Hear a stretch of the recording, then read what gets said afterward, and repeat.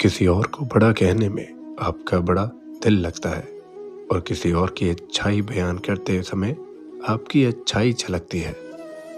आपके द्वारा दिए गए किसी के बारे में विचार आपका ही चरित्र बताते हैं। महाभारत अध्याय 12वां भाग 2 सर्पों से बचने का उपाय। जन्मजय ने कहा, अच्छा आस्तिक की इच्छा पूर्ण हो, ये यज्ञ समाप्त करो, आस्तिक प्रसन्न हो।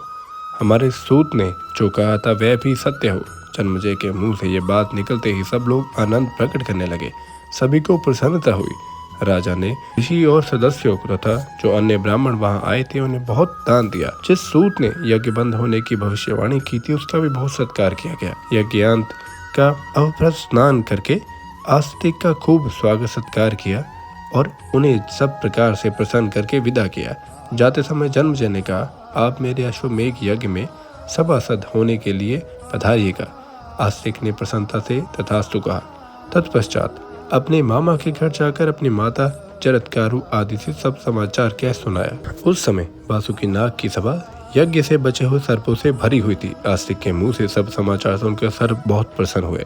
उन्होंने उन पर प्रेम प्रकट करते हुए कहा, बेटा तुम्हारी जो इच्छा हो वर मांग लो। वे बार बार कहने लगे, बेटा तुमने हमें मृत्यु के मुंह से बचा लिया, हम तुम पर प्रसन्न है, कहो तुम्हारी कौन सा प्रिय कार्य करे। आस्तिक ने कहा, मैं आप लोगों से यह वर मांगता हूँ कि जो सायंकाल और प्रातःकाल प्रसन्नता पूर्वक इस धर्ममय उपाख्यान का पाठ करे उसे सर्पों से कोई भय ना हो। ये बात सुनकर सभी सर्प बहुत प्रसन्न हुए। उन लोगों ने कहा, प्रियवर तुम्हारी यह इच्छा पूर्ण हो, हम बड़े प्रेम और नम्रता से तुम्हारे मनोरथ पूर्ण करते रहेंगे। जो कोई असित आर्तिमान और सुनीत मंत्रों से किसी एक का दिन या रात में पाठ कर लेगा उसे सर्पों से कोई भय नहीं होगा।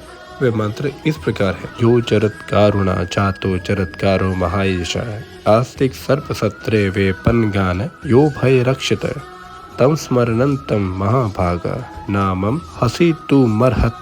जरत्कारु ऋषि से जरत्कारु नामक नाग कन्याय में आस्तिक नामक यशस्वी ऋषि उत्पन्न हुए हैं। उन्होंने सर्प यज्ञ में तुम सर्पों की रक्षा की थी।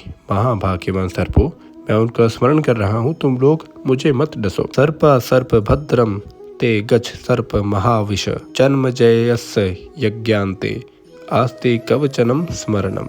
हे महाविषधर सर्प, तुम चले जाओ, तुम्हारा कल्याण हो। अब तुम जाओ।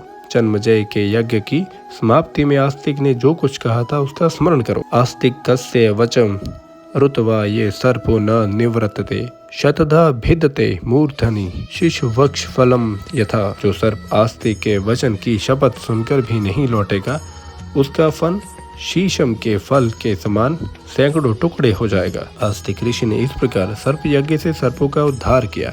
शरीर का प्रारब्ध पूरा होने पर पुत्र पौत्रादिकों को छोड़कर आस्तिक स्वर्ग चले गए।